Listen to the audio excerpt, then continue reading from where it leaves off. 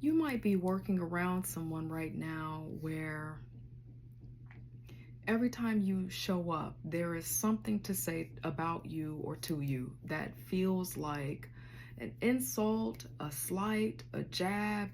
It's like every time you come into the room, the attention is on you.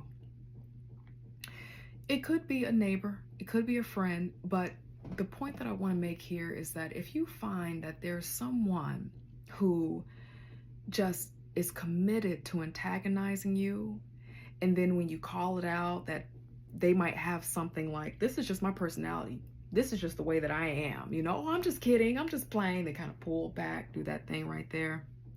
You're too sensitive, they make it about you. That's another thing that these kind of folks do, these antagonizers. But oftentimes they are people that you have to see again and again. Usually in the workplace is what I find, what I've experienced, and what I know a lot of people have been experiencing, especially with everything that's going on with the climate of our societies right now.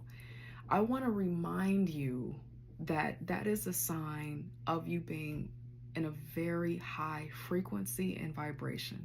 I know, I got to take it to the spiritual stuff. I get it. I know some of us are so sick and tired of the barefoot music and the sage. I get it. But I need to go here because the insults, the jabs, the little shady comments, the make highlighting errors that you make out loud to people in a setting to make it seem like it's light and fun, but they're really trying to insult you or make you look bad.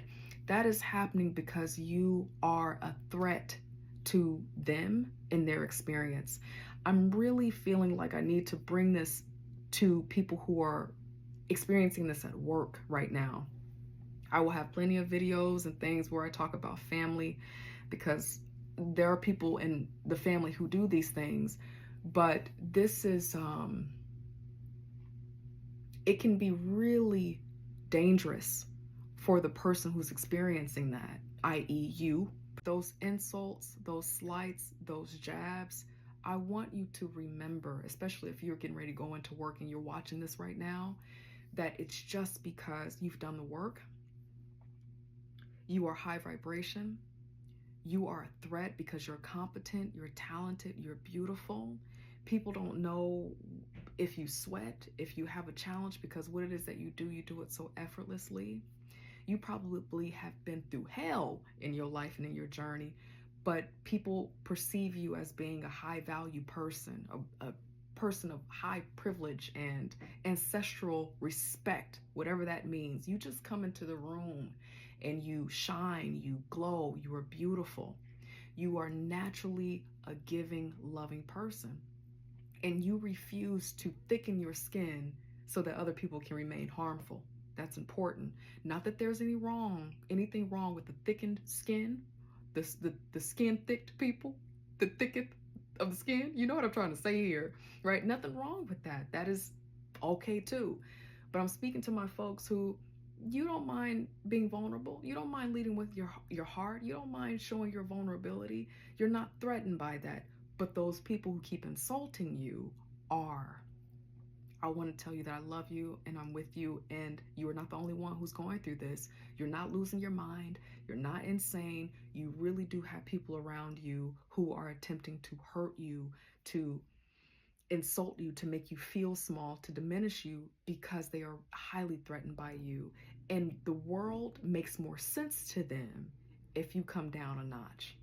But if you stand being as beautiful and as shining and as gorgeous as you are naturally, I'm talking to you, if you stay that way, then you challenge the people who are threatened to level up. And that's a really hard thing to do. People don't know how to stand in that and to change and to grow. And so it's just a little bit easier to make it appear that you're the problem or to get the attention off of them because there's a deep insecurity within them that they fear everyone might see. So if I can just make you look funny, talk about what you got on today, talk about what you didn't do today, talk about how you mispronounced that word, just the different things that people do to antagonize you, to minimize you.